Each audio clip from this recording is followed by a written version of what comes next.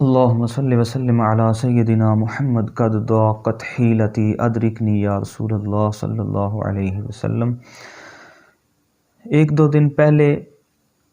پاکستان کی ایک مشہور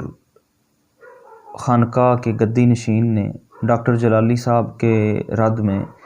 رد بلیغ کے نام سے ایک ویڈیو پیغام جاری کیا، جہاں پر اس کلپ نے کئی علمی محرومیوں کا پردہ اٹھایا ہے، وہیں پر سبقت لسانی کی کوکھ سے کئی خطرناک جملوں نے بھی جنم لیا ہے، اور ان خطرناک جملوں نے اہل سنت و جماعت کے مقتدر حلقے میں، علماء کے حلقے میں بہت سے تشویشناک باتوں کو جنم دیا ہے۔ اعلیٰ حضرت امام اہل سنت شاہ امام احمد رضا خان رحمۃ اللہ علیہ کے نام گرامی کو عامیانہ انداز میں لینے پر تو کئی لوگوں نے احتجاج بھی کیا، علماء نے احتجاج کیا اور ان کے اہل محبت نے احتجاج کیا، لیکن جس طرف میں ابھی آپ کی توجہ دلانے لگا ہوں وہ اس سے بھی کہیں زیادہ خطرناک بات، اور ان کی جو محفلیں، مجلسیں اور ان کے روابط ہیں ان کو واضح کر رہی ہے۔ پہلے آپ اس کلپ کو ملاحظہ کریں۔ آپ یہ بتائیں، اپنے فاسد عقائد کو ثابت کرنے کے لیے، اپنے فاسد عقائد کو ثابت کرنے کے لیے، اپنے فاسد عقائد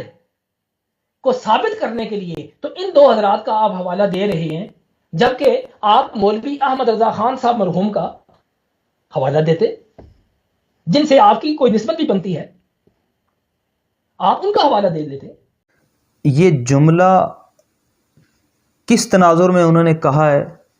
اس پر کسی کی توجہ نہیں گئی۔ جو سب سے زیادہ خطرناک تھا ان کے الفاظ یہ ہیں کہ اپنے فاسد عقائد کو ثابت کرنے کے لیے تو ان دو حضرات کا، یعنی پیر میر علی شاہ صاحب کا اور ان کے والد گرامی کا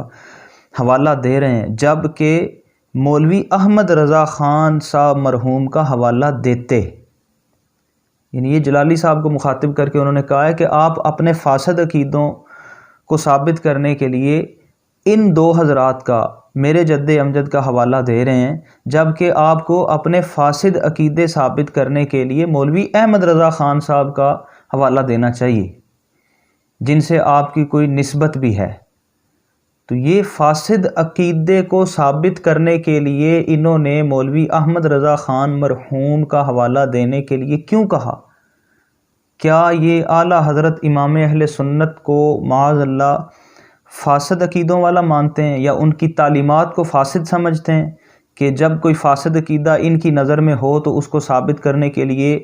فاضل بریلوی کا سہارا لینا پڑے گا؟ تو یہ بڑی خطرناک اور انتہائی درجے کی گھٹیا بات ہے۔ میں اہل علم کی اور اہل سنت و جماعت کے جو اکابرین علماء ہیں اس وقت، ان کی توجہ اس طرف دلانا چاہتا ہوں کہ ہمارے یہ بڑے بڑے خانقاہوں کے گدی نشین، ان کی صحبتیں کن کے ساتھ ہیں اور یہ اپنے مریدوں کو کس سمت لے جا رہے ہیں، آپ توجہ فرمائیں۔ ابھی بگڑا کچھ نہیں، لیکن اگر ہم اسی طرح اپنوں کے گلے پر چھری رکھ کر بیٹھے رہے